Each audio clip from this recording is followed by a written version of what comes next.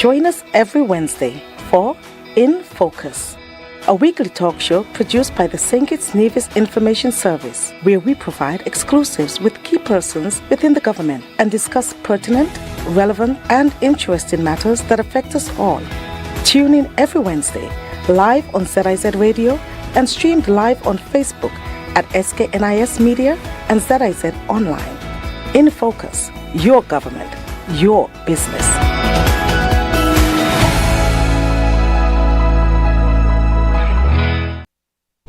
I'm Ian Richards, welcoming you to InFocus, a weekly program that takes a closer look at what's happening within and across the government of St. Kitts and Nevis.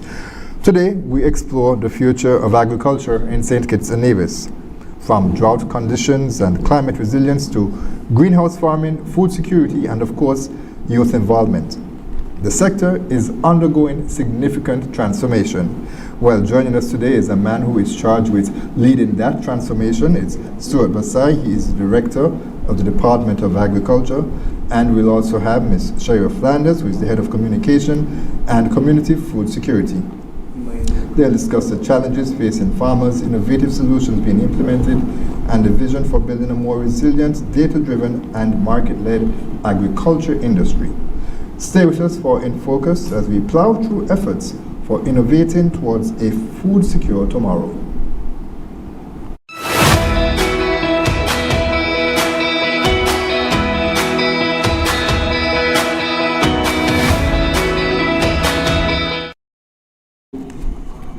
Thanks for staying with us and allow me to welcome for the very first time on InFocus, Stuart Versailles, who, as I mentioned, is the new Director of the Department of Agriculture. So welcome, it's good to have you. Actually, thank you for the invitation, and it's good to be here. And of course, we have the veteran in communication, Chaira Flanders. Hello, Chaira. It's good to see you. What's up, Ian? It's a pleasure to be back, as always. It's always a pleasure when you call. Yes, of course. And we have some very important discussions that we need to take place. Of course, one of these things that I mentioned is that you are the head of community farming, community food security. Sorry, community food security. Is that a new designation for you? What's that? Well, actually, yes, it is. We've decided that we would like to engage the community more as an agricultural sector, because, you know, without the community, our stakeholders, we would not be able to get the kind of progress that we're seeking to accomplish in the development of agriculture in St. Kitts and Nevis. And so the community involvement, that includes the schools as well. So more youth in agriculture, and of course that includes the backyard gardeners. But we're going to touch into that later on. Okay, and so Mr. Versailles, we'll start with you now, and mention at the top was made that you are the Director of Agriculture. You've been in that post since January of this year. February, excuse me. What is your vision, sir, coming in, and how did it complement the existing goals that the ministry had? Agriculture is a resilient industry, sector, I must say. And my whole vision and view of agriculture is to see agriculture advance from where it is now to a more informed, data-driven, farmer-oriented sector that focuses on the development and advancement, as I indicated, of the production. St. Kitts, agriculture in St. Kitts has a lot of potential for growth. Yes, it faces many pressure in terms of irrigation, in terms of production, in terms of feral control, animal control, in terms of the market, but with proper systems that we hope to put in place, we're hoping to correct these measures for a brighter tomorrow, to pave a better path for our youths, our women, our children, our federation in general, as we advance. Right. Okay. And one of the important things, because you just mentioned how resilient the industry is, how would you describe the current state of agriculture? And I'd want to hear Ms. Flanders to weigh in as well, as someone who has been with the ministry for some time. But Mr. Versailles, how would you describe the current state of the ministry? How should I say, of agriculture? Not the ministry itself, but agriculture sector. Presently, we face some challenges. Presently, we face some challenges, but I want persons that are more focused in terms of extension services. So we want to get the extension officers out doing more interaction with the farmers, being more intimate in terms of the advancement and development. So I think presently we are on a good pathway. We just need to continue to strengthen those systems that we have for more efficiency inside and outside of the field, and for persons to be more aware as to what we are doing and how important it is for us to work together to enhance and develop the agricultural sector. Flanders? Well, just to add to what Director Versailles stated, you know that this is a transitioning period. We are restructuring. We've had a few changes that we've had to make, and that is because we are listening to our most important stakeholders, our farmers, our fishers, our food producers in general.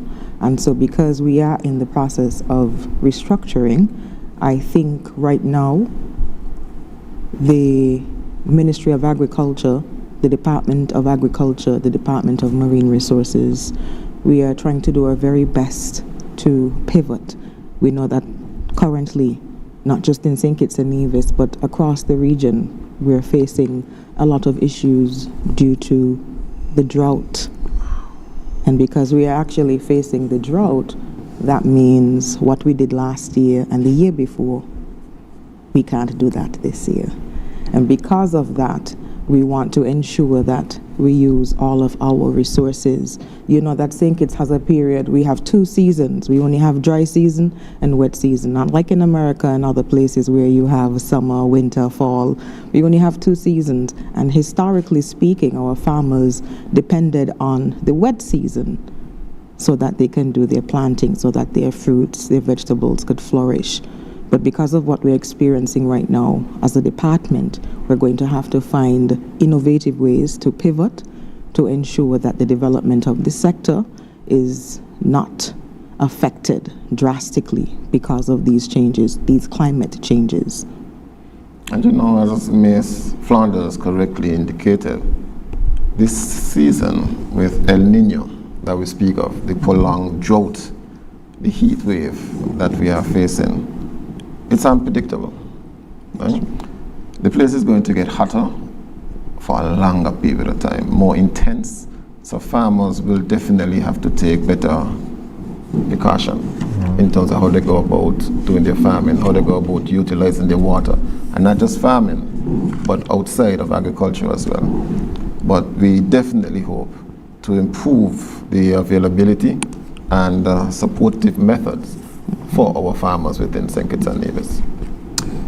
Let's talk a bit about the challenges, and you just touched on it. I suppose, is it fair to say that climate change is the greatest risk to farming in St. Kitts and Nevis and across the region, across the world right now? Is that a fair statement? Yes, it is a fair statement. Climate change is one of our greatest challenges. Climate change is one of our greatest challenges. And that's not something that can be addressed overnight. That's not a man-made thing. It's not. And we must understand our space to which we operate. St. Kitts is a very small country. And we have just X amount of farmers in terms of utilizing little resource in terms of land production. So we must be aware. The seas are getting rougher. Water, rainfall is going to be more intense for a shorter period of time. So which means we may have an issue with erosion. Because heavy downpours, this water is not going to be absorbed in the soil. And that is where we want it to go. We actually want the water to penetrate the soil. And if we have more runoff, understand water running off of your soil, going into the seawater, then it takes away some of the soil with it. So we lose land. That's why we see some of the cliffside are broken off, is being broken off. So we must be cognizant of that fact.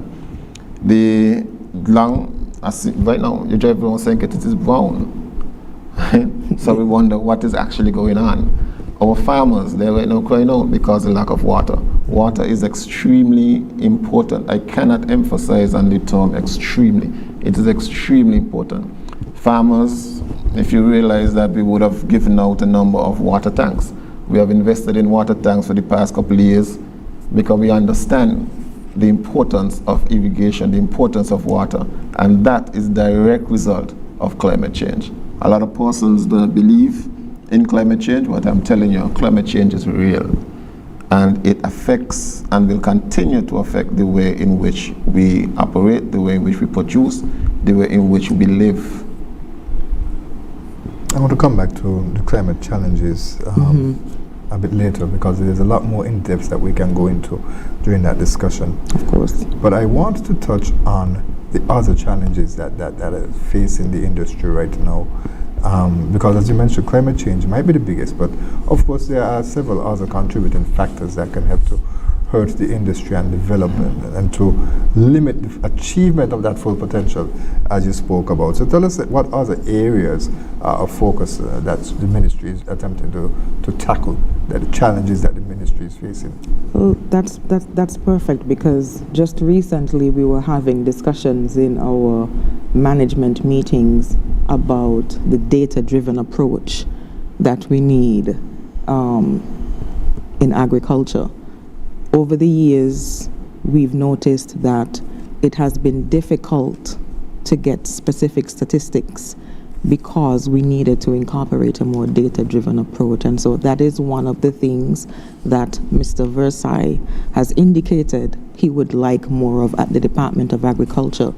Because if you don't know what happened before, then you're going to drop in the same hole in the future, right? And so we have to figure out new and innovative ways, hence where the technology comes in. But I'll allow him to touch a little bit on that, because the boss is the one who said this is what he wants to see, so we have to make sure that we get what we need to get done for the boss, right?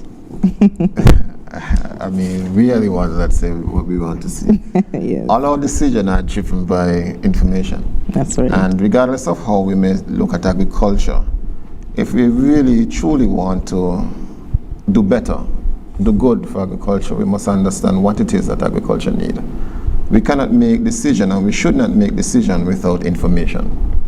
That is why we continue to indicate it must be market-led, it must be driven with information. I must know what it is that the farmer needs, when the farmer needs it, what it is that you need in your house, for how long you need it for. Right? So it is of extreme importance. We look at the economic diversification, we look at our resource efficiency, and mainly the participation of young persons, youth. Our aging community, farming community, is one of concern. And we want to make sure, we want to see more youth involvement. That is one of the areas that we spoke of in our said heads of meeting. And we want to create a center of excellence for young persons trained in agriculture to actually reach out and branch out and develop the agricultural sector. So while climate change affects us, our market also affects us. Right? The decision towards marketing, the decision towards what are we producing, when are we producing it, and how much we are going to produce is also important. We must understand our main resource is our people. Yes, we have the sun, we have the water, but what we truly have behind us that actually powers us is our people. And if we are to invest truly in our people, nutrition is of great importance. What we consume, what we grow, what we eat will determine the strength of our people. So agriculture is one that we all must invest in. And the Department of Agriculture, we are, because we should take that lead in terms of food security. That's right. It also allows for better planning. I think that was one of our weaknesses, and we're trying to address that, because better planning is how you execute.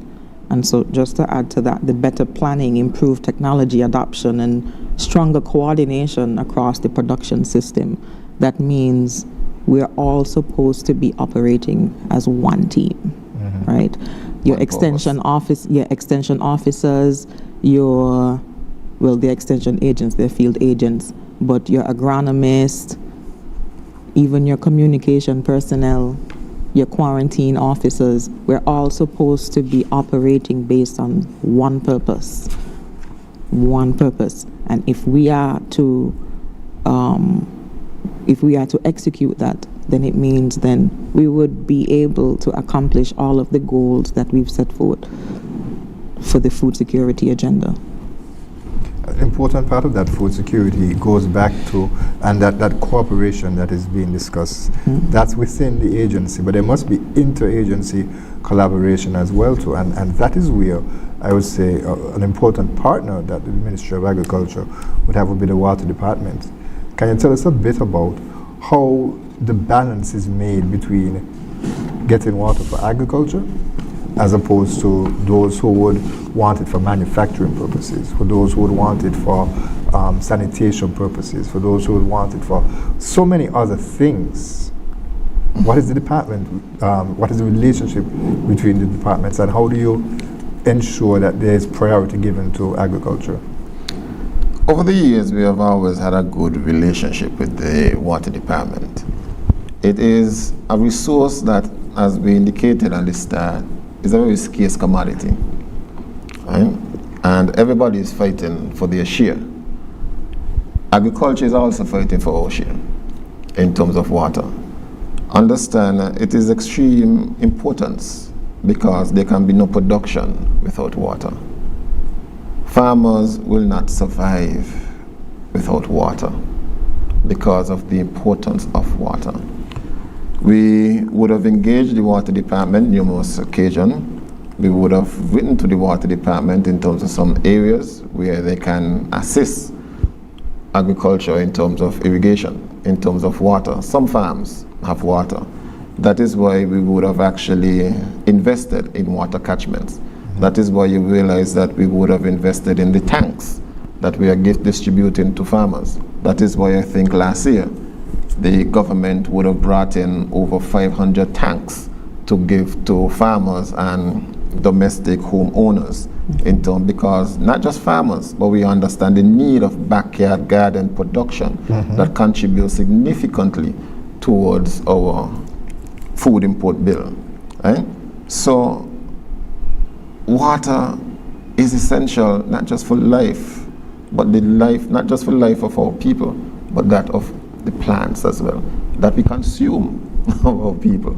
So it's of extreme importance, and we continue to not just place, not just speak, but we continue to show that this is of importance. I think recently we had a new water factory that just opened. Sun tank. Sun tanks. Right. Before we speak about sun tank, though, there is the discussion that I had, because you just mentioned that the tanks are being distributed, or they were distributed for free.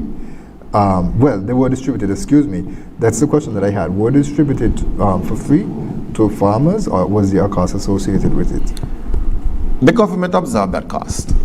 All costs that were associated with the tanks in terms of its purchasing, its procurement, but we gave the farmers for free because we wanted to invest in the farmers. And we understood also. We understood then and we understand now the importance of water.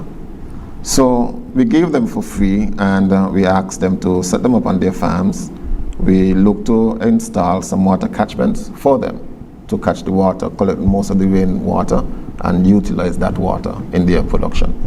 So while the first batch that were distributed for free, we are hoping to gather some additional tanks where farmers would pay a minimum investment into that tank.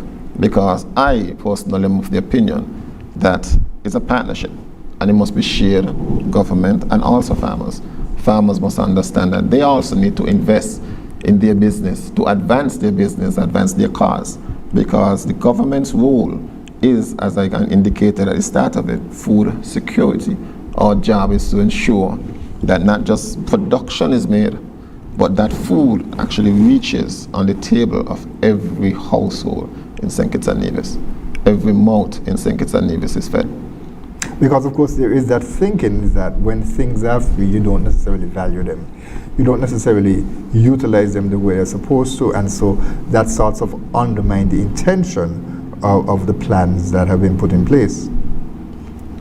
In some aspects, in some instances, where you would find some persons, and I will not sit here and indicate that it has gone 100% in our direction that we would want. There are some persons that actually misuse and abuse the system to which it is. but they are the majority that actually utilizes the platforms, utilizes the resources that we give to farmers and really use it for the purpose to which they are given, in terms of production, in terms of supplying what it is that they need to supply for the people of St. Kitts and Nevis. So while some persons may go off track, while some persons may decide, we give them a tank and tell them, listen, we want you to increase your production. We want you to help with the irrigation of your cabbage. They decide to take that tank and put it inside of the house and catch water for bathing, washing their utensils, wherever domestic use. And you may find that's 1 out of 10 persons. You have 9 persons, nine farmers, let's say in the community of Sandy Point, that actually utilizes those tanks to the purpose to which they were given. Now, we would have also encouraged persons to pay 20% of that cost. So government would have reached out and we would have purchased the tank, let's say it costs us, just to make maths easy, $100 per tank. We're just asking you to contribute $20 instead. So at least we're able to purchase a next batch of tank to help the next set of farmers that comes in. Because it must be progressive. And every intent that we do, every action must be, again, for the development and advancement of the people. Remember, we are only here today, but we have a number of persons coming behind us that is going to occupy this land.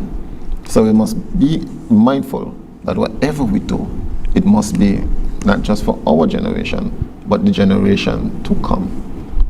And when we're talking about water, I think it is also important to note that water management is one of the areas that we should be placing lots of focus, because we know the place is only going to get hotter. We know that it's going to continue. For how long, we don't know. But right now, based on what we are experiencing, the best thing for us to do is to try to prevent it. How can we manage the water that we do have? What do we do with it? And in the past, we've given the farmers under the drip, the drought resistance irrigation program. We've given them the tools, we've given them materials, including the ground cover. We gave them the water tanks. And another option that we just recently discussed is mulching. How do we utilize what we have to manage, to make better? This is where the innovation comes in, finding new and creative ways to manage what we have, conserving the water that we're using. Rain is falling, you better make sure that you have your buckets outside. You better make sure that you're catching water. Sometimes I have to catch water for the house. I'm telling you. Sometimes I have to catch water because you don't know. And I don't want to throw the blame on anybody, because I know how I feel when I get home and I can't shower the way that I want to. I know that I'm going to be irritated, and I don't know if you're like me, Ian, but I'm spoiled and I like a little AC. I like to feel cool. So I need to ensure that I prepare myself, whether it is water for bathing, whether it is water for drinking. So it's the same thing for those of us who do a little backyard gardening here and there. I try to catch a little water so that my peppers could get the little water as well. So I have a bucket for me and a bucket for my peppers. All right, so figuring out how we can utilize what we have, the water conservation.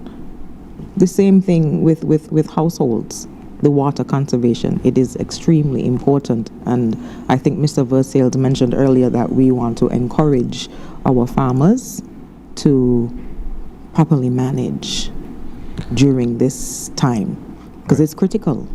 It's vital. Is the drip program, is that still being, is that ongoing? Is that still ongoing?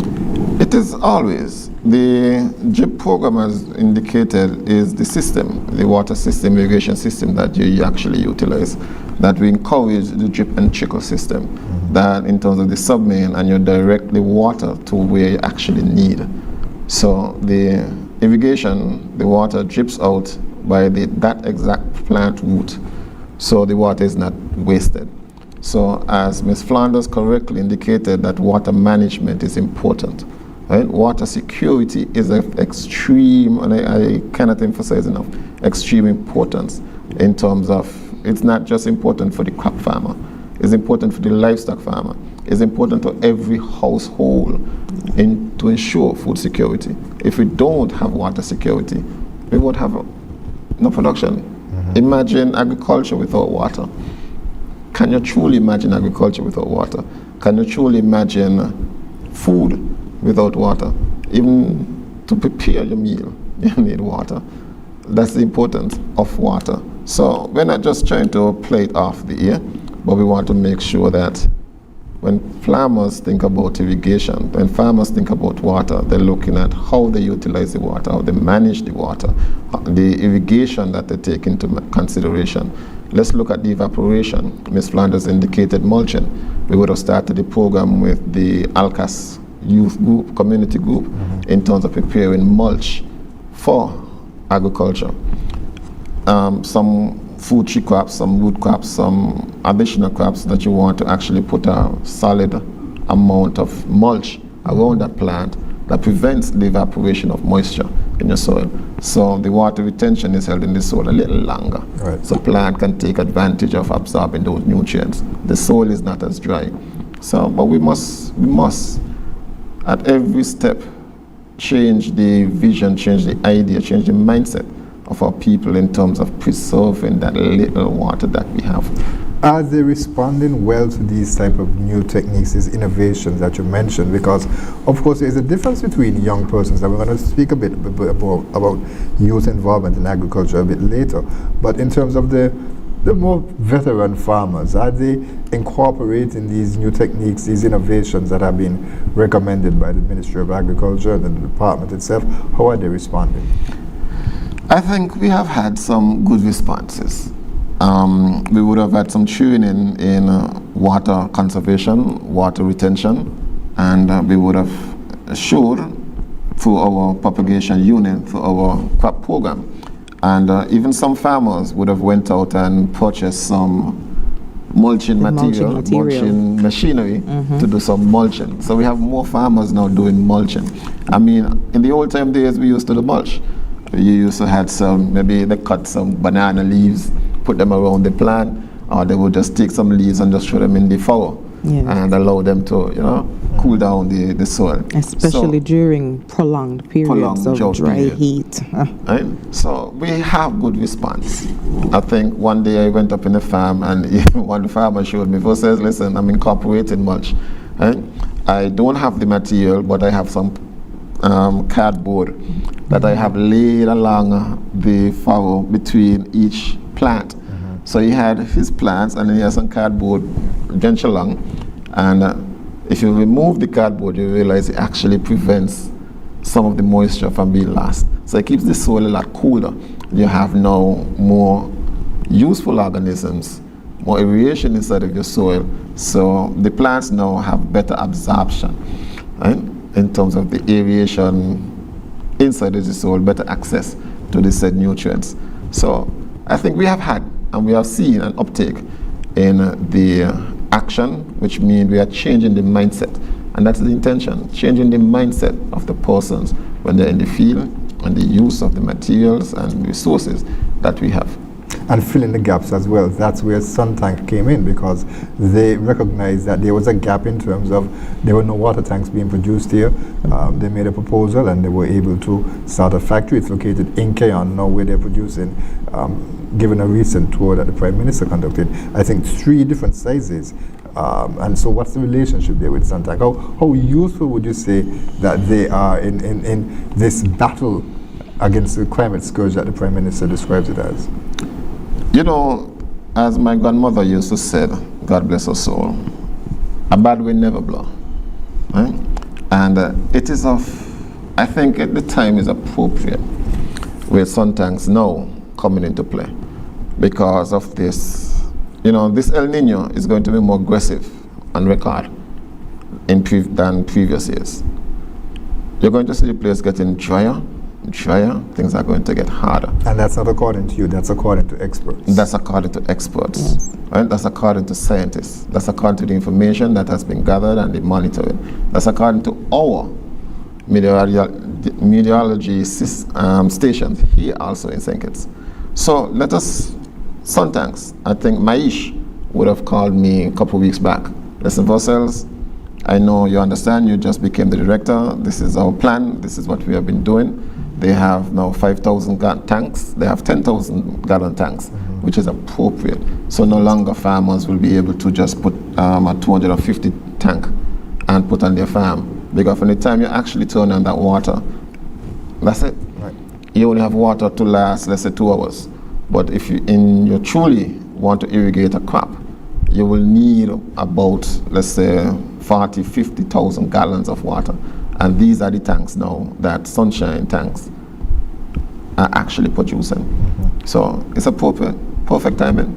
And I must say congrats to the PM for the vision. Congrats to Maish for getting this company up and running and actually producing in time for our next planting season that is coming up.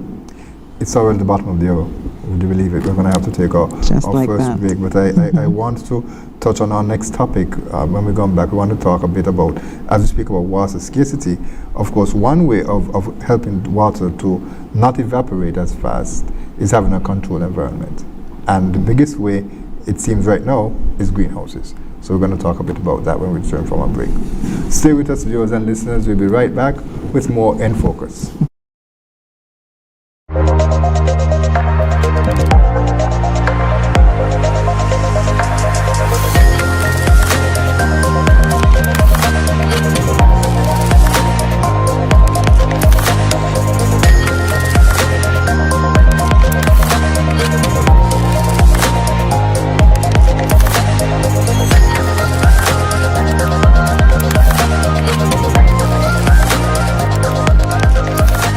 I was sent to the minister and the PSN support that I'd spoken to you. Yes. And I wanted you to come and see. Yes. I know you're surprised. Yeah, I'm very extent. surprised. We are very impressed. Yeah.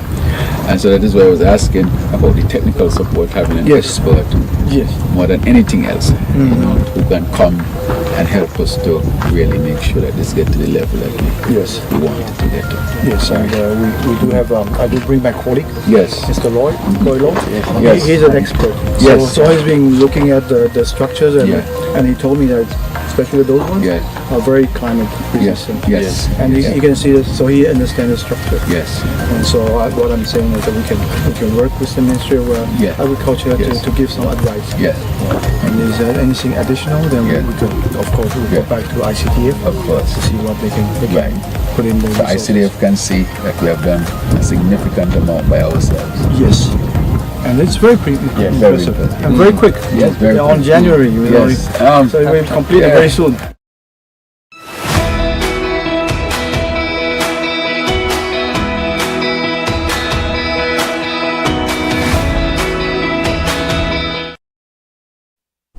Welcome back to InFocus. We continue our discussion on agriculture and innovating to secure a more food secure tomorrow. And our discussion is taking place with Stuart Versailles, who is the Director of Agriculture, and Chaira Flanders, who is the Head of Communication, and also now Community Food Security. Greenhouses are persons who are looking at the program would have just seen a brief excerpt of a tour that was conducted by Prime Minister the Honourable Dr. Terence Drew, along with yourself and the Minister of Agriculture, the Honourable Samal Duggins, and they were accompanied And by Ms. Flanders. Well, I was sticking more so with the larger heads, but of course, Ms. Flanders is always important. I think she's everywhere, but I think also she prefers to be in the background most times. That's true. Now, as mentioned, the Taiwanese ambassador, the resident ambassador, His Excellency Ling Wen Tao, he was also there as well too, Yes. and there was a discussion about getting Taiwan's assistance with the greenhouse village. Before we get there, we need to talk about the greenhouse village. It's at Brotherson's estate. What's that initiative? We do understand as we continue to speak about resiliency and climate change and other factors that affect in agriculture within St. Kitts and Nevis, the minister would have actually came up with the said greenhouse concept and the greenhouse village. And the idea is we're not getting bigger, we're not getting larger lands, right? So we must become more innovative in terms of producing for our people. And while we understand that we are not getting additional land space, we must now utilize the minimum land space that we have for maximum production. And the greenhouse village with stronger hurricane, with hotter air, less rainfall, is now a more controlled environment to which you want to plant and produce. Not only planting on a, let's say, 2,000 square feet land, but you can also vote horizontally. But now within those greenhouses, we can plant vertically. So we can plant one, let's say 50 plants. Instead of planting 4 plants along the ground, we now have 50 plants that is actually standing, one on top of the other, and producing. So imagine you're walking through a plot where you can actually pick your tomatoes as if you're picking them from a tree. So instead of growing along the line, your cucumbers. Instead of growing along the line, you can actually reach up and pick one cucumber to cucumber tree. So that is what we're talking about. Having more mass production in a smaller space to feed a wider community. How many greenhouses are being constructed? 24. 24. Yes. Right. And are they designated in terms of like what type of crops will be produced there? Because as you speak about market-led approach, and we're going to have to discuss that once there's time. Of course, we're short on time right now. But has there been are crops identified as yet that this greenhouse will produce these different crops, and the farmers who will do so? Well, leafy greens is one of the focuses. You know, the lettuce, tomatoes. As we indicated, we do not want to be making decisions just for making decisions, just making decisions sake. Every decision we make in agriculture, we want it to be based on information. We want it to be based on the data. We want it to be based on improving and protecting and actually providing for our people. So yes, we would have considered, yes, the market would have been looked at, and some of the crops that we would have identified as Ms. Flanders indicated, leafy greens. Yes, we're looking at the sweet pepper, we're looking at the tomato, we're even looking at cut flowers, imagine, because the amount of cut flowers that actually been coming into St. Kitts, right, over the years, and also cut flowers come with some diseases, some viruses, so we must protect our front line. We must protect not just the food that we import, but we must protect the farmers to make sure that we don't bring diseases into that federation, into our federation. So we're looking at every single aspect of agriculture. So we have tomatoes, we have sweet pepper, we have the leafy green, and we have lettuce, cabbage, root tubers also would be in those greenhouses. I think there were 7 crops that we would have identified to be planted in those greenhouses along with cut flowers. And Taiwan's role at this stage? At this stage, Taiwan has been playing an important role since the onset. Taiwan has been with us for decades in terms of developing and advancing agriculture in St. Kitts, and they continue to be a strong partner in the advancement of agriculture. So they would have played a significant role in this startup, in its establishment of the greenhouse, and they have contributed and promised to play an even greater role going forward into our next greenhouse village. I think that's the information I meant not should have. Breaking news, I always enjoy breaking news on the program. Well, the intention, as the minister indicated, his intention is to actually, this is the first of many. Let me say that much. This is the first of many, because he wants to see it replicated in other areas. So while this is at Bodderson, he's looking at another area to put another 26. I can tell you that much. Okay. But when can we expect, if you're speaking about having another greenhouse village, the question will ask then, well, when is this one going to finish? Is there a set time? Yes. If you would have realized, I think the video, you would have seen most of the greenhouses already completed in terms of the shade. The polythene plastic has been laid, the sour netting has been laid also. We're just to finish the layout, the covers. Including the gutters to catch the rainfall. Each one will actually have its own water catchment, water tank established. So we're looking at the end of this month, which is June, for the completion of the greenhouses. And now the aesthetics we're looking at by the end of June. So all the water tanks, catchment, platforms and so forth will be in by the end of July. So we are hoping the fencing, the complete fencing of the greenhouse village, because we do not want to give any farmer unless we have complete security down at the greenhouse village and all infrastructure completed. We want them to be outfitted, we want them to be well irrigated, and the ground matting actually covered. So we are looking for, by the end of August of this year, that we have full implementation, that we can actually begin the distribution of this greenhouse for production to actually begin come September, as the minister would have indicated that he would be more than moved and he would like all the greenhouses to be in operation come September. So we have that timeline to work with. We are guided, of course, by the fact that we don't control the weather, as we mentioned. God forbid we just entered the hurricane season, and we certainly would pray that we are not impacted by any adverse weather that would cause any sort of loss of life and property. Amen. And so we pray against that. But those are the factors, Amen. of course, that would influence the completion of the project. That's just one of them. Of course, materials as well too. We are aware of what's happening within the global conflicts. Yes. Supply chain issues. We had Senior Minister, the Honorable Dr. Denzel Douglas on recently. He spoke about some of the challenges they're facing. It's even something that I brought up at the Ministry of Tourism recent press conference, because if companies, hotels are going to be being built, there are of course materials that need to be brought in, and these are the very real issues that impact projects. And you're correct, and you are absolutely correct. Now remember, everything that I would have said is on a perfect environment, that hopefully everything goes according to plan as we would have laid them out. That's true. And nothing, almost 100% never goes according, but we're hopeful that at least 90%, and hopefully by September you would actually see the development and production begin. And the farmers have been, how does one get to operate a greenhouse? What's the process like? We will have a registration. So farmer will have to register, and we have a selection process in terms, because we would have started greenhouses a couple of years back, and we would have given them to various farmers and placed them on different lands. And one of the things, that is why the minister indicated, listen, I would like a central point where farmers come there. Right. Because we would have invested, I think, 40 greenhouses in the past on various lands, and you find as soon as the hurricane season hit and some of the greenhouses were destroyed, damaged, there was no system in place to repair them. And we're saying, listen, let's have a training session for these set farmers so they understand how to take down the greenhouse, how to put up the greenhouse during the hurricane season, strong winds.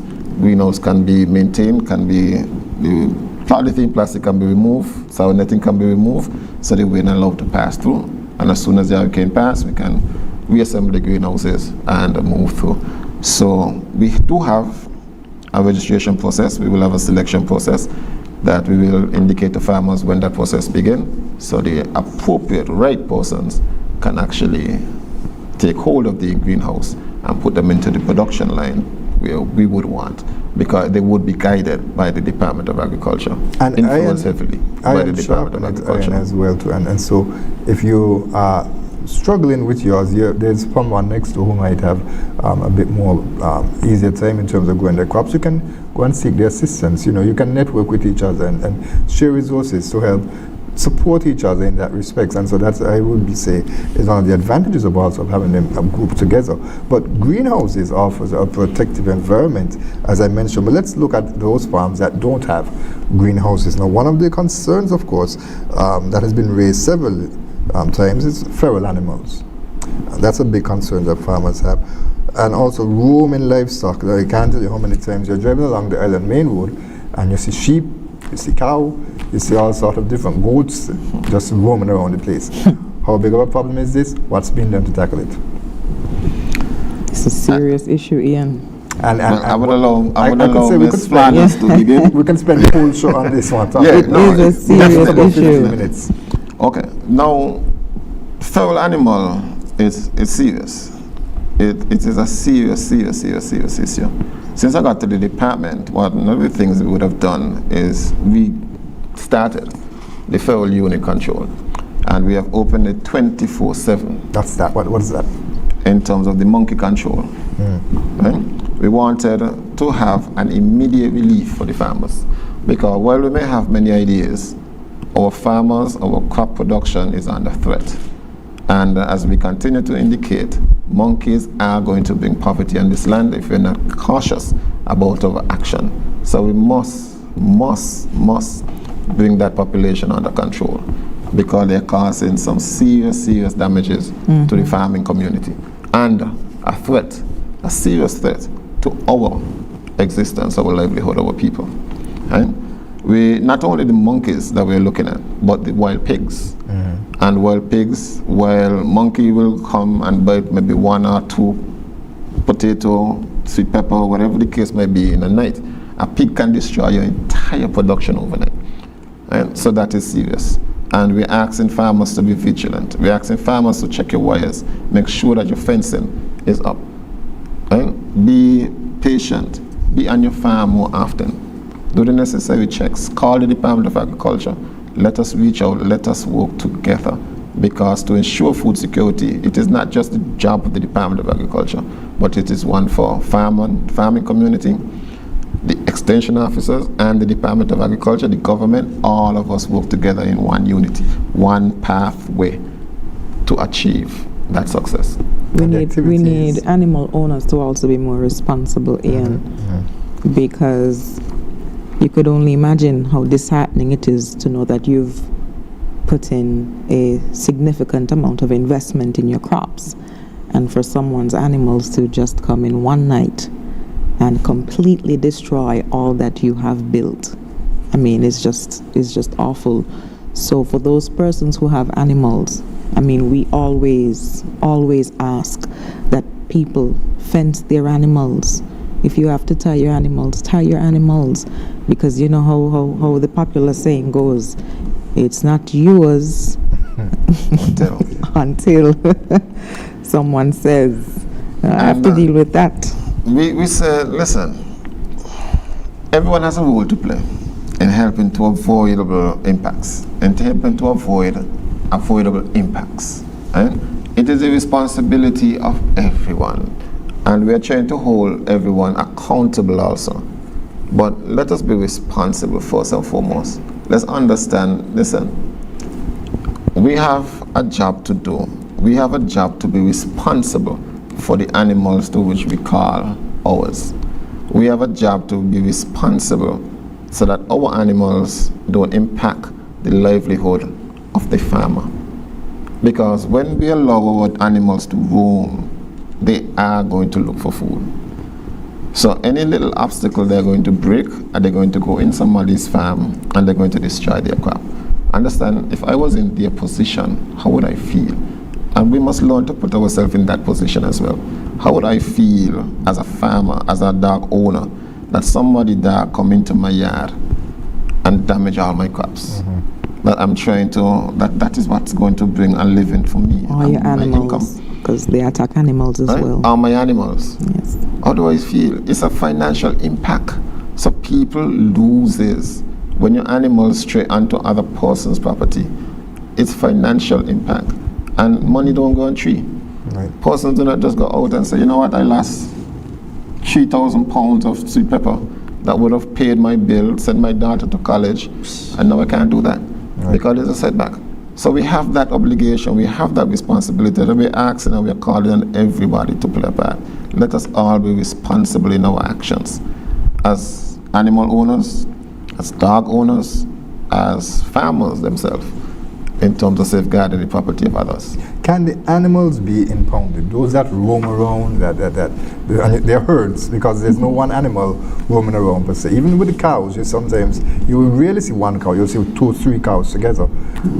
Can they be impounded? What measures are there to control them? Well, just recently we had a discussion about that, because the director might have some good news to share as it relates to impounding.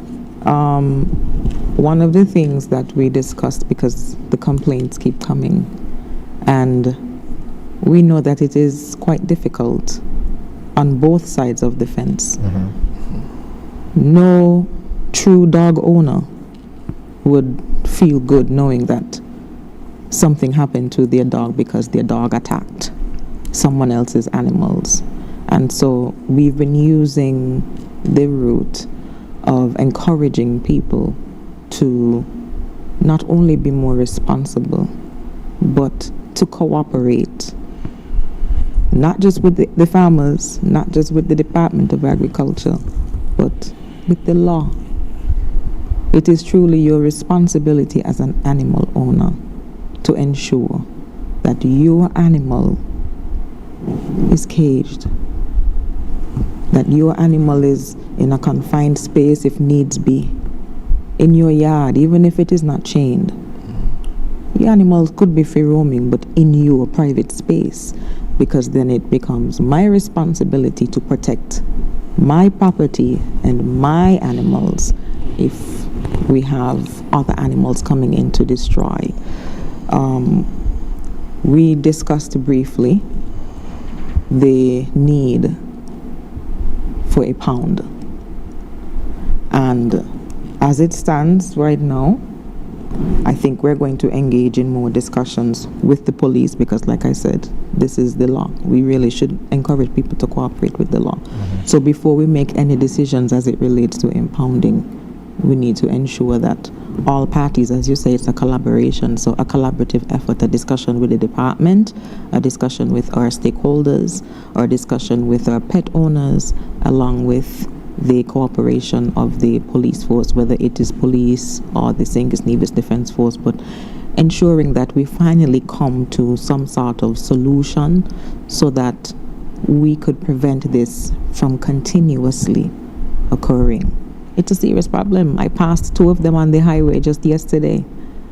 2 of the cattle on the highway yesterday. So we know that it really is a serious problem. And really and truly, if there are goats and I wish to have some goat water, why can't I just take up one off the road? I mean, like really and truly, they're just walking around.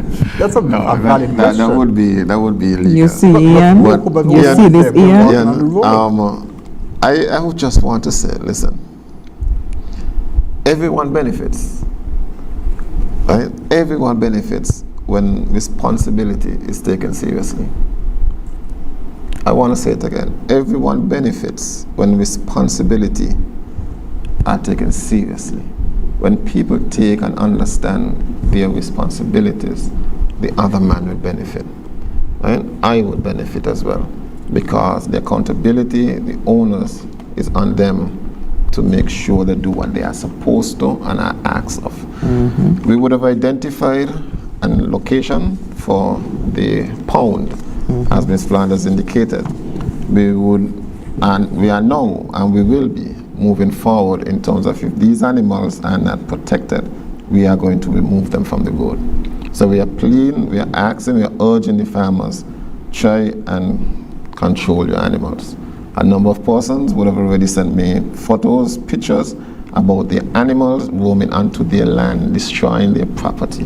And we're asking farmers, listen, try your best to prevent your animals from going into another man's property. One person sent me a picture with animals on their land, and the farmer is at the side, just looking at the animals roam and graze on the property of the other. So you're saying I can't just keep the goat or the cow? No, you can't just keep the goat or the cow. Wow. It is illegal.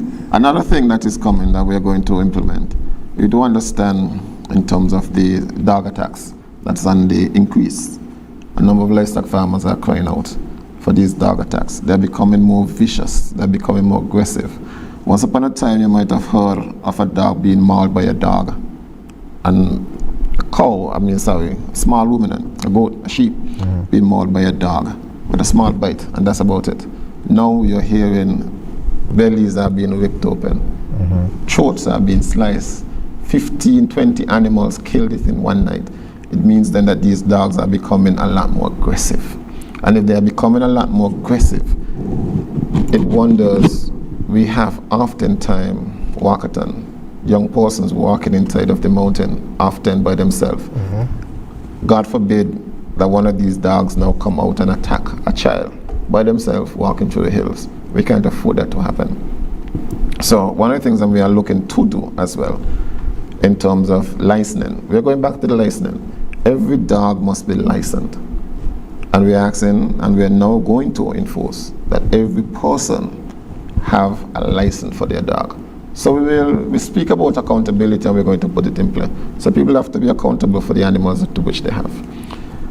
In terms of the breeding of these animals, we're asking you to stop this aggressive breeding of these aggressive animals, because oftentimes they are then let go into the hills, and these are the animals that interbreed and create an even more aggressive breed inside of the mountain and go after animals. And I'm hoping they don't reach a point where they begin to go after people. So I have asked the officers, and we're looking towards controlling these wild dogs within the mountain and the lowlands as well, affecting the livestock of our farmers. Because remember, as I indicated, my main and principal objective as the Director of Agriculture is securing food security for our people.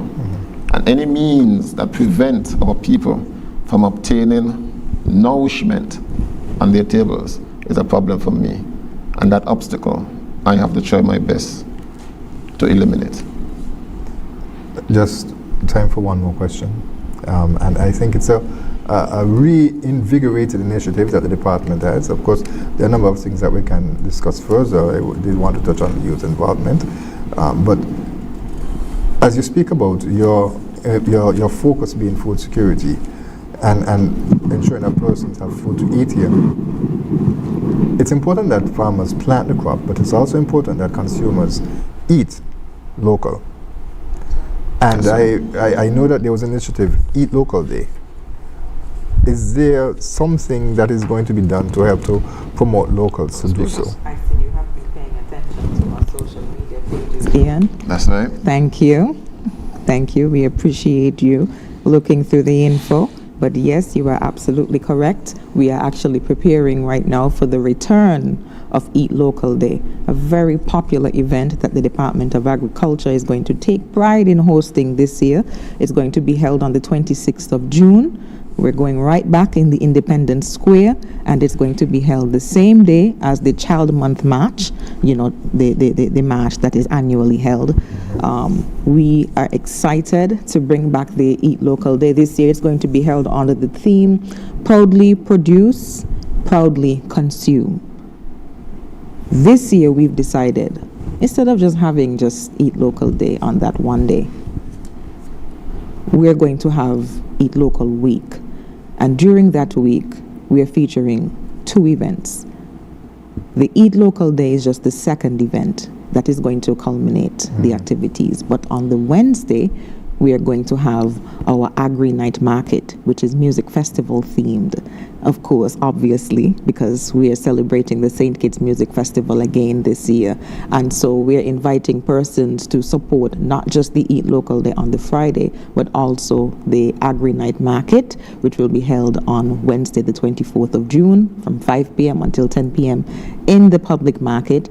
And then on Friday, you go to the Eat Local Day, which is going to be in the Independence Square, and it begins at 11 a.m. By the way, this year, the Department of Agriculture is going to be assisting the vendors. And because of that assistance, all of the food that is going to be sold will be at a fixed $25. Doesn't get any better than that. I bought lunch yesterday for $30, so I know. The $25 is a steal of a deal because the food is always delicious. And I'm really, really happy that we are bringing that back. So we're promoting, we have 1 week, 2 events, all local. Can we expect in the future Eat Local Day to become maybe Eat Local Months or some further expansion once every month? Is that likely? That is the intention. That is the intention. Not just the month. As we indicated, we want to change the mindset of our people. And we want our people to believe and understand the importance of local production and local consumption, supporting the local farmer, supporting the local produce. I would like to see more local restaurants that serve local cuisine rather than having the Burger King and the hamburger and the French fries. And no, let me get some dumpling and saltfish. Let me get some Johnny cakes by the side. Yes. Let me get some fungi. Let me get some stew. You understand? This is what I want to see on a menu. This is what I want to see when I go into a supermarket and ask for a lunch. Right. And our young persons, I would like them to also ask for this. So I would like to now reach out and say thank you to the Ministry of Tourism, because they have partnered with us in terms of eating local, taste local. They have also contributed and sponsored every single activity that the Department of Agriculture would have moved and advanced with, because I think the motto or something is venture deeper. Venture deeper. Right? And the spirit of St. Kitts, other things that they would have actually utilized, which actually supports our local cuisine, our local people. So we encourage persons at Eat Local Day to come out, show up, show out at Eat Local Day on the 26th of June this month. Support the local music festival, also our local Agri-Night Market, which is on the 24th. Right. That's the Wednesday before music festival. So you actually, that week, you have a place to go. Quite a festive week. Well, additional place to go. Additional place to go. So much to do, right? So from the market to the square and the local, we encourage everybody to celebrate us. That's right. We have to leave it right there. We're out of time for this program. Chaira, Flanders, Stuart, Versailles, thank you so much for joining us for this edition of InFocus. Please do come back. We want to discuss about youth involvement in agriculture, and also, as I always mention, the ministry is so carefully put together. Entrepreneurship, small businesses within that same ministry. So how do you get farmers to see themselves as entrepreneurs and as businessmen and businesswomen, as opposed to just planting a crop and selling it? So discussion that we must have in the future. We'd like to thank you, viewers and listeners, for joining us for this edition of InFocus. We trust that you'll join us next week, same place, same time, for another edition of InFocus. I'm Ian Richards. Join us every Wednesday for InFocus, a weekly talk show produced by the St. Kitts Nevis Information Service, where we provide exclusives with key persons within the government and discuss pertinent, relevant, and interesting matters that affect us all. Tune in every Wednesday, live on ZIZ Radio and streamed live on Facebook at SKNIS Media and ZIZ Online. InFocus, your government, your business.